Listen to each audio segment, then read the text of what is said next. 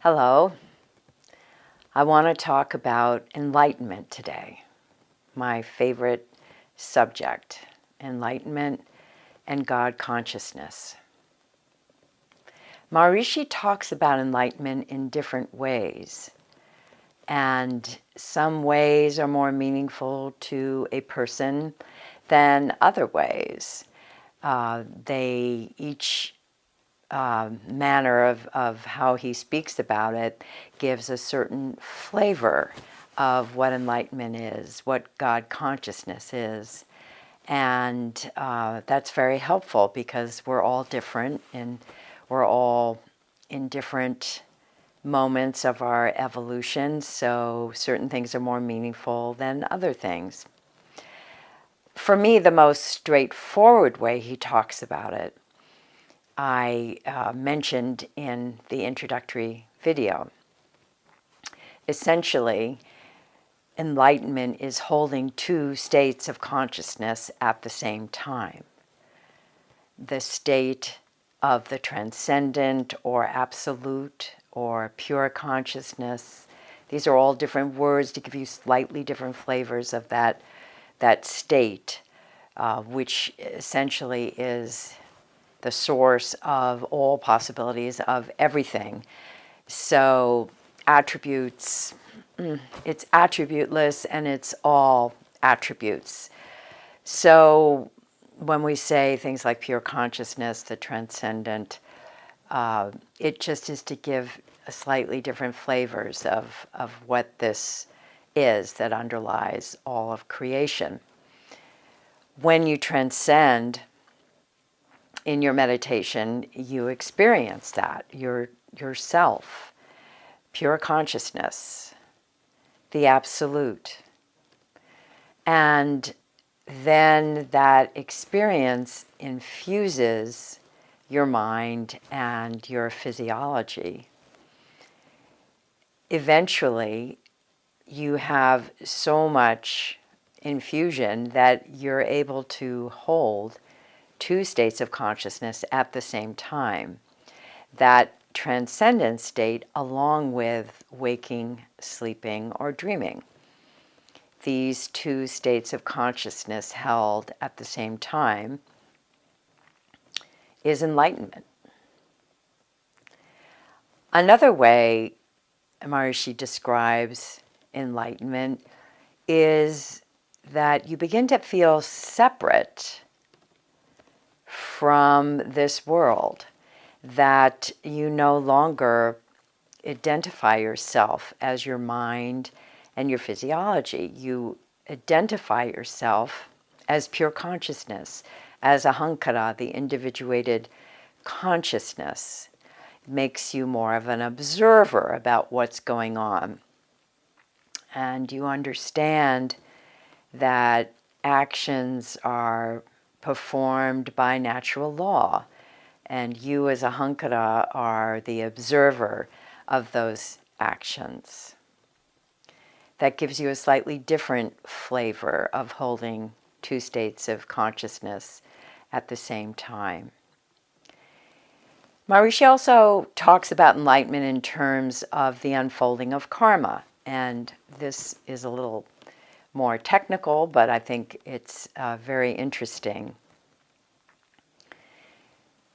When your mind is working, as it usually is, except when you're transcending in your meditation, or if you're fortunate enough to be enlightened, your mind will still unfold according to the governance of natural law, according to your karma. So you have a thought, and this thought leads to a desire, and a desire leads to an action, even if that action is a more subtle action of not acting on the desire. It still will lead, along with a more direct action, to a fruit of these actions, and then that fruit bears seeds. And the seeds of the action are the genesis of the next thought, desire, action, etc. So, this is a little bit technical, but I love the idea of how Maharishi talks about when you are enlightened. Whatever thoughts, desires that you have, that you came into this lifetime with that particular karma, you no longer create karma for future lifetimes. Instead, the impression that your action is making is as if your finger were trailing in a pool of water, and very quickly that trail is erased by the pool of water's fluctuations. So you're no longer in the state of enlightenment. You are no longer creating karma for future lifetimes. So that gives you a different flavor of enlightenment.